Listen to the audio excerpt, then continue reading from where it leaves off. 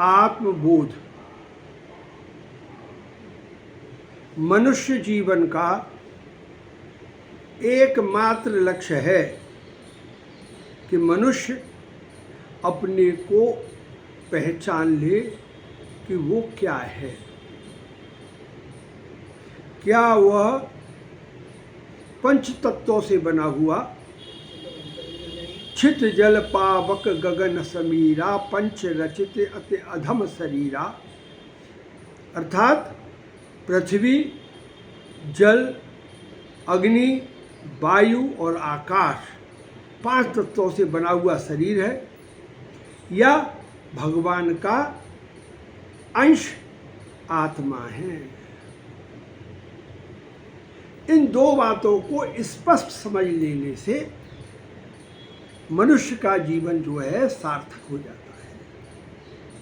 आज हम इसी पर विचार करेंगे और प्रयास करेंगे कि हम अपने विवेक के द्वारा, आदि गुरु शंकराचार्य जी ने एक ग्रंथ लिखा, विवेक चूड़ामणि, 5 खंडों में ग्रंथ है वो, उसको आप सुनिए। और वो उनके द्वारा लिखी गई सबसे उत्कृष्ट ग्रंथों में से एक है। उसमें उन्होंने कहा है कि मनुष्यों को एक ज्ञान दिया हुआ है, एक विवेक दिया हुआ है, जिसके वो सत और असत का निरंतर चिंतन करता रहे और असत को छोड़ता रहे और सत्य को जो है अपनाता रहे, तो निरंतर वो जो है सतयुग में निवास करेगा और भगवान से आत्म साक्षात्कार उसका हो जाएगा।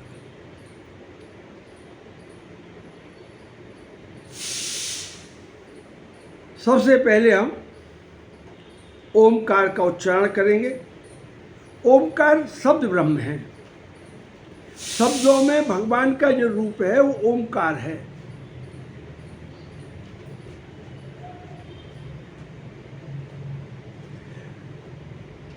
तो ओमकार को हम अपने शरीर में आवाहन करते हैं। हे ओमकार, आप मेरे शरीर में, मेरे रोम रोम से उच्चारित हों। मैं आपका आह्वान करता हूँ। हरिओ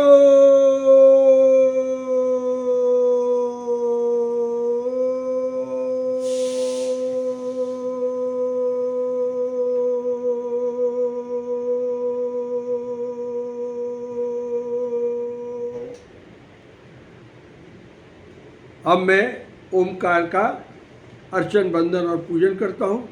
तो ओमकार का अर्चन और वंदन और पूजन मैं जो है ओमकार के द्वारा ही करूँगा। आज इस क्रिया में समस्त पूजन, अर्चन और वंदन ओमकार के द्वारा ही होंगे। ओमकार अपने में संपूर्ण भगवान को दर्शाता है। हरिओ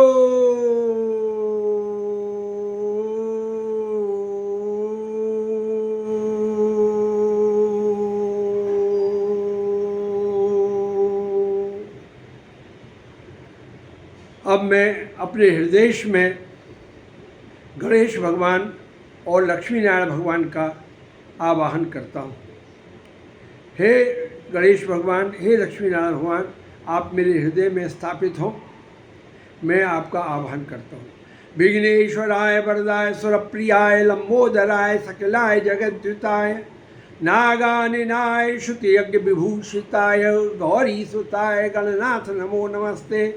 ओम सहर्ष शीर्षा पुरखा सहस्राक्ष सहस्रपात समिविगम सर्वता स्प्रत्वांत तिष्ठ दशांगुलम ततो विराट जायत विराजो अधिपुरुष सयातो अतरिच्छेद पश्येद भूमिमथोपुर चंद्रमा मनसो जात चक्षु सूर्यो अजायत श्रोत्राद वायुष्य प्राणस्य मुखाद अग्निरजायत नाभ्यासीदंतरिक्ष शीर्षौदौ संवर्तत पदभ्यां भूमि दिशः स्रोतान् तथा लोकान् अकल्पयन् मूकं करोति वाचालं पंगुलंघते गिरं यत्कृपा तन्हं वंदे परमानंदमाधवम्। हे यज्ञ भगवान, हे लक्ष्मी नारायण भगवान और हे गणेश भगवान, आप मेरे हृदय में स्थापित हो। मैं आपका पूजन अर्चन वंदन करता हूँ। हरि ओम।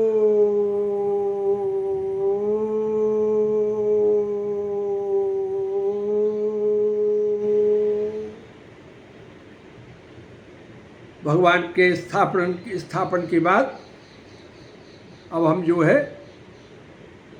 इस पिंड का पूजन करेंगे। ये जो पिंड है, पूरा शरीर जो है भगवान ने जो दिया है, यही एक माध्यम है भगवान को प्राप्त करने का।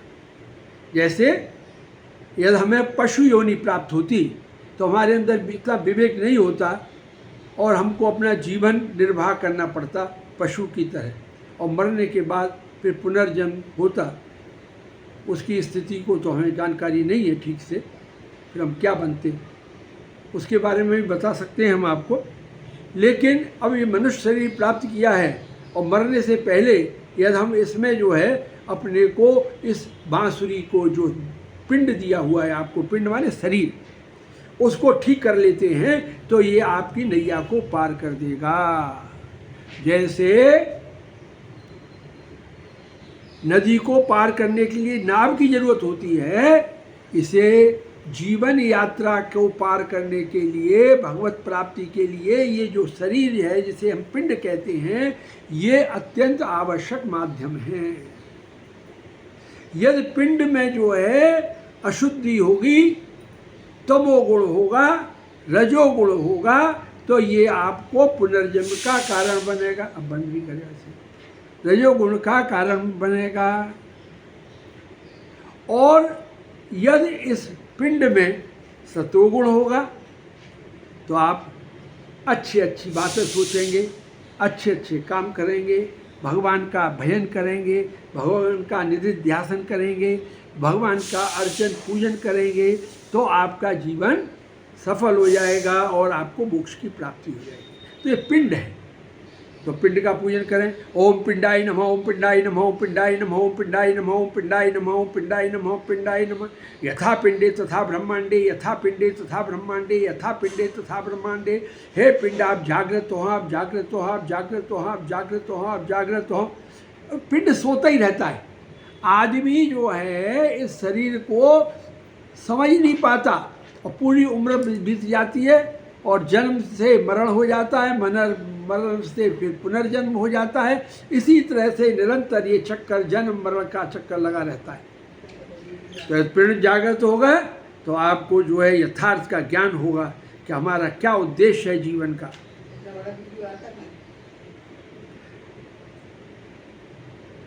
क्या उद्देश्य है ये आपको आभास हो जाएगा। तो हे पिंड, ओम पिंडाय नमः, ओम पिंडाय नमः, ओम पिंडाय नमः, ओम पिंडाय नमः, ओम पिंडाय नमः। हे पिंड आप जागृत हो, आप जागृत हो, आप जागृत हो, आप जागृत हो, और मेरे मन बुद्धि चित्त अहंकार को भगवान के शिक्षणों में लगा दें। मैं माया बद्ध हूँ, मुझे माया से मुक्त कर दें। मैं आपका पूजन अर्चन वंदन करता हूँ। हरि ओम।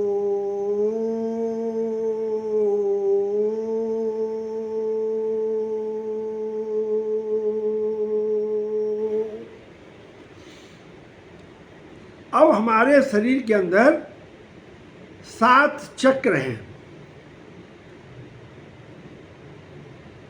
इन 7 चक्रों को, जो कि मेरुदंड में स्थापित है, नीचे गुदा से लेकर और ब्रह्मरंध्र तक 7 चक्र स्थापित है।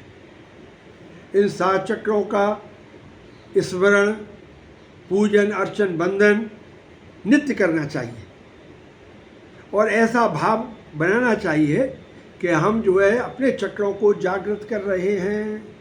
जागृत करने से जो है अद्भुत शक्तियाँ आपको प्राप्त हो जाएंगी, रिद्धि सिद्धियाँ प्राप्त हो जाएंगी।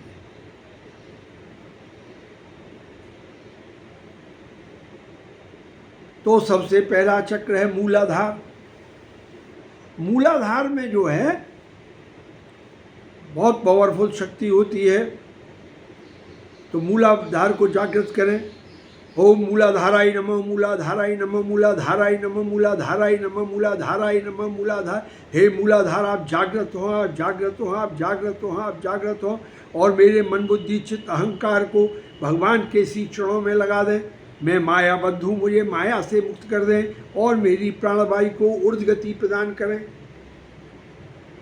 देखिए, प्राणवायु भी कई 10 प्राणवायु होती है।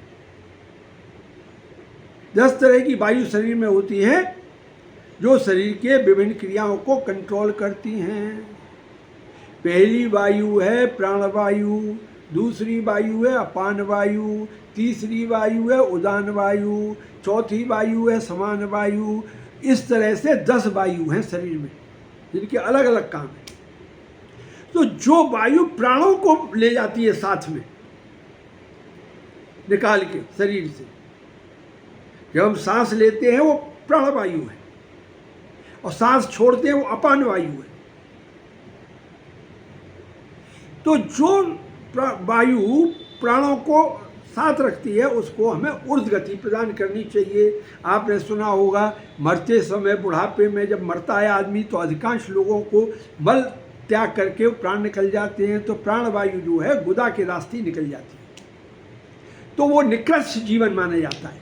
क्या माना जाता है? वो निकृष्ट जीवन है। हमारी प्राणवायु जो है ऊर्ध्व गति प्रदान करे और ब्रह्मरंध्र से निकले तो ये हमारा उत्कृष्ट जीवन है। तो हम जो है ऐसा भाव बनाएं कि हमारी प्राणवायु ऊर्ध्व गति को प्रदान कर रही है। तो सबसे नीचे है मूलाधार। तो मूलाधार से हम प्रार्थना करें, हे प्राणवायु, हे मूलाधार, आप मेरे मन बुद्धि चित्त अहंकार को भगवान के चरणों में लगा दें। मैं मायाबद्ध हूँ, मुझे माया से मुक्त कर दें और मेरी प्राणवायु को ऊर्ध्व गति प्रदान करें। मैं आपका पूजन अर्चन वंदन करता हूँ। हरि ओम।